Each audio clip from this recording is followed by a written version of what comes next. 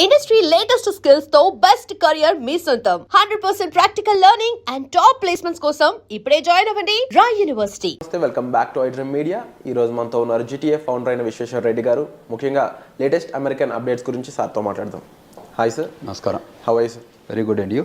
I'm fine sir. Sir, Trump తీసుకొచ్చిన ఒక కీలక నిర్ణయంలో ఎవరైతే అక్కడ స్టూడెంట్స్ F1 వీసా మీద వెళ్ళి ఉంటారో వాళ్ళు ఆన్ క్యాంపస్ కాకుండా బయటకు వచ్చి జాబ్స్ చేయడం ఇంక నుంచి కుదరదు అని ఒక రూల్ పాస్ చేయడం జరిగింది.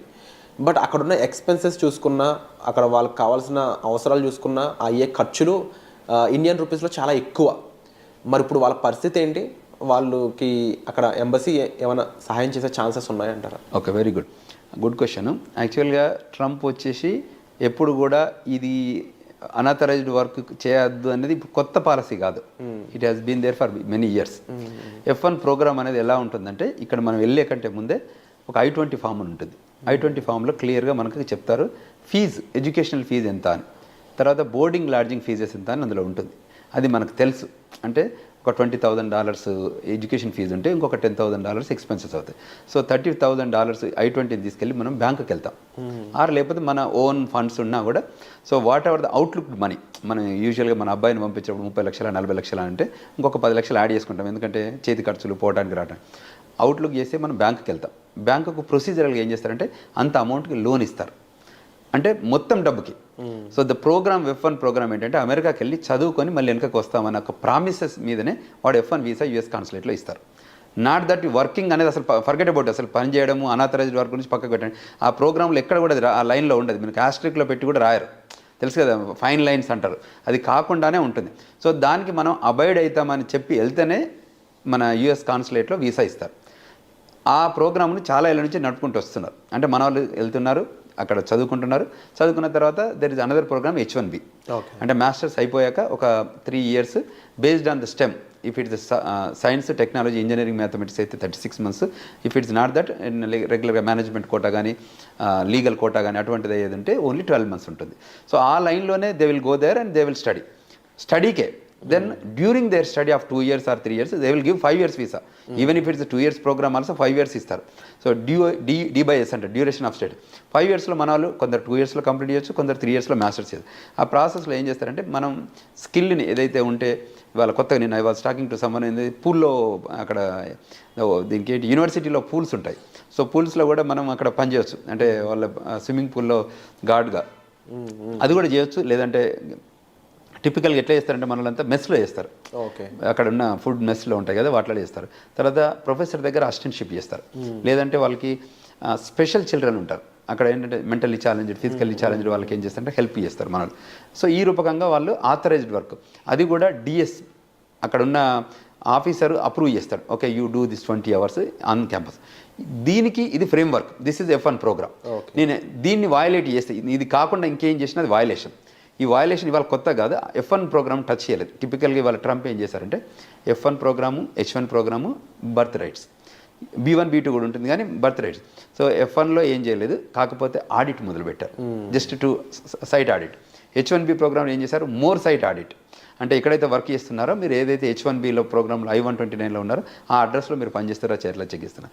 ఈ స్టూడెంట్లకు మీరు అన్నారు కదా, ఇప్పుడు వాళ్ళు రాకపోతే అక్కడ చేయలేకపోతే ఇప్పుడు పని ఇది ఓవర్ వర్క్ ఏంటంటే మన వాళ్ళు ఏం చేస్తున్నారు, ఆ సిస్టమ్ని F1 ప్రోగ్రామ్ను కుల్లబడవడానికి కోసం వెళ్ళి ఒక సెమిస్టర్కి ఫీజు కట్టి ఇక్కడ లోన్ వచ్చి నా పక్కకు పెట్టి అక్కడ సంపాదించిన డబ్బుని ఇక్కడ కడుతున్నారు. ఓకే, అది వయలేషన్ టోటల్. అర్థమైంది కదా, ఇప్పుడు క్లారిటీ ఉంది కదా. సో ఎక్కడైతే వాళ్ళు అసలు ప్రోగ్రామ్ వేరు, ఇక్కడ లోన్ ఇస్తారు. మీరు ఎంత 40 లక్షలు అయితే 40 లక్షలు లోన్ ఇస్తారు. కోర్సు డ్యూరింగ్ కోర్స్ ఏమి అడగరు డబ్బు, తెలుసు కదా. మాస్టర్స్ అయిపోయాకనే అది స్టార్ట్ అవుతుంది రీపేమెంట్స్. ఇటు చదువుకుంటే కాదు. సో వీళ్ళు ఏదైనా దాన్ని పెట్టుకొని లోన్లలో రకరకాల గేమ్స్ ఆడి చివరికి ఇబ్బంది పెడుతున్నారు. వాళ్ళు ఇబ్బంది పడుతున్నారు, వాళ్ళ పేరెంట్స్ ఇబ్బంది. ఈ వయలేషన్ అవుతే అప్పుడే కాదు, వాళ్ళు ట్రాక్ చేస్తుంటారు, ఫైట్గా ఉంటారు. F1లో ఈ ప్రోగ్రామ్స్కి అంటే ఏదైతే ఈ పిల్లలకు డబ్బు కట్టాలి అని అంటే ఫీజుకు ప్రిపేర్ అయితేనే అమెరికాకి రండి. ఫీజుకు ప్రిపేర్ కాకపోతే రావద్దు.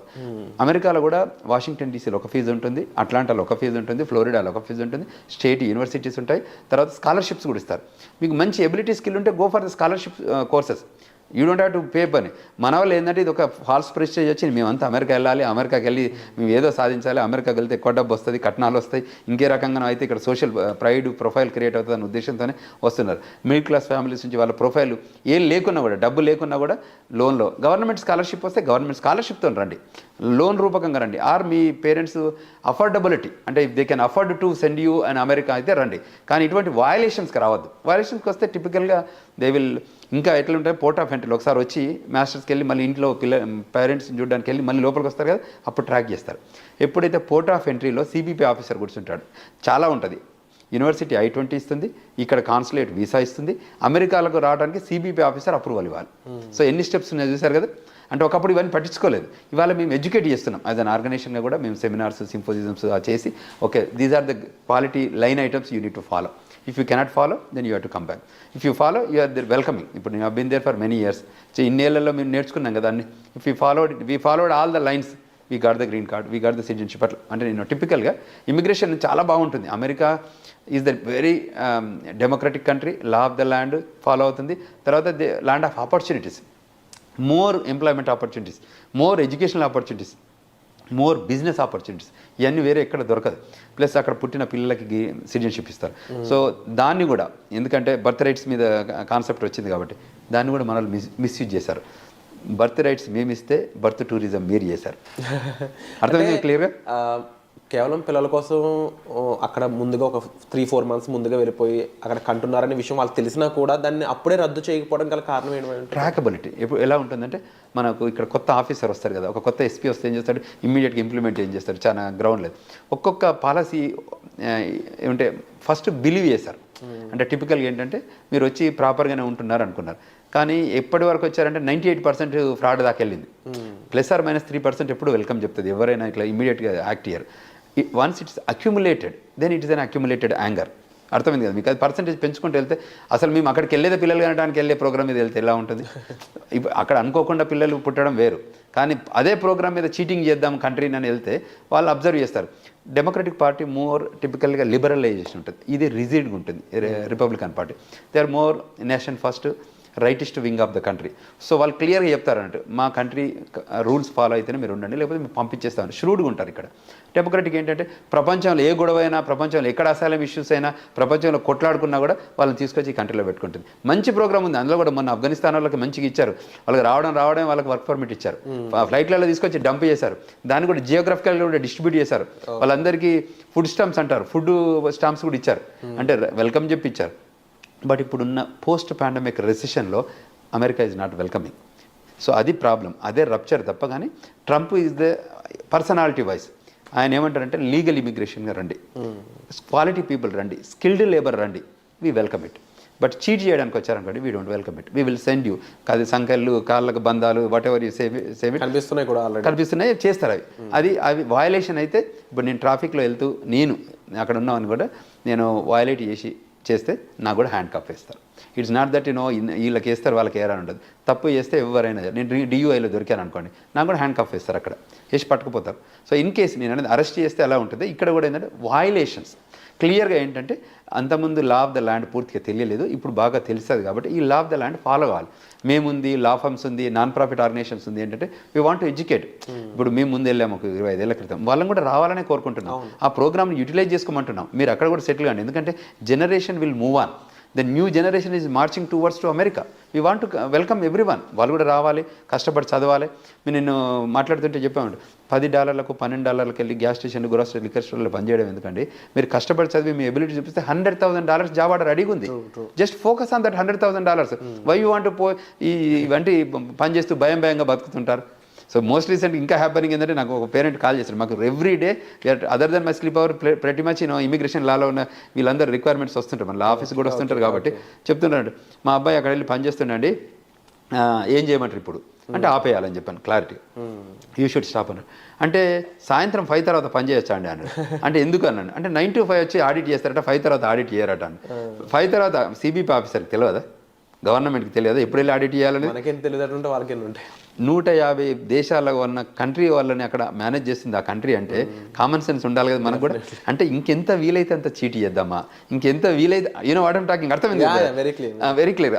అంత ఇంకా చీటీ చేద్దామని లేదు పని చేయొద్దు, ఇది rule norms, you need to stop it.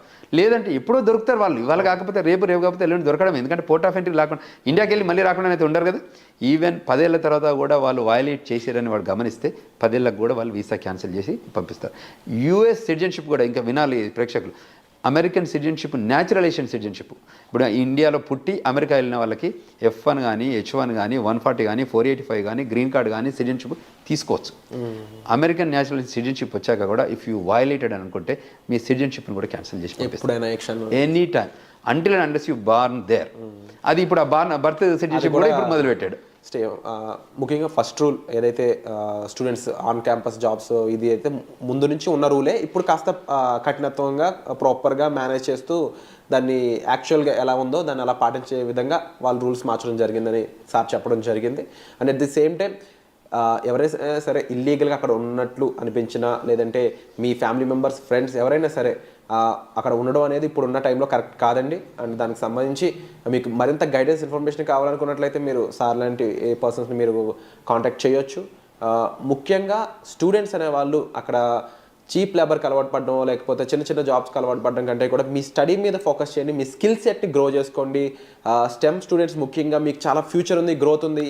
Artificial intelligence అనేది చాలా బిగ్ రేంజ్లో గ్రో అయ్యే ఛాన్సెస్ కనిపిస్తూ ఉన్నాయి. ఎంతోమంది H1s మీద వెళ్ళి అక్కడ $1 lakh అలా సంపాదిస్తున్న వాళ్ళు ఉన్నారు. ఆ కేటగిరీలోకి రీచ్ అవ్వడానికి ఎక్కువ మీరు ఫోకస్ చేసినట్లయితే you will see actual growth అనేది. సో వచ్చే ఎపిసోడ్లో మళ్ళీ కలుద్దామండి. మీకు ఎటువంటి గైడెన్స్ కావాల్సిన సార్ మీరు కాంటాక్ట్ చేయొచ్చు. Thank you so much. Thank you.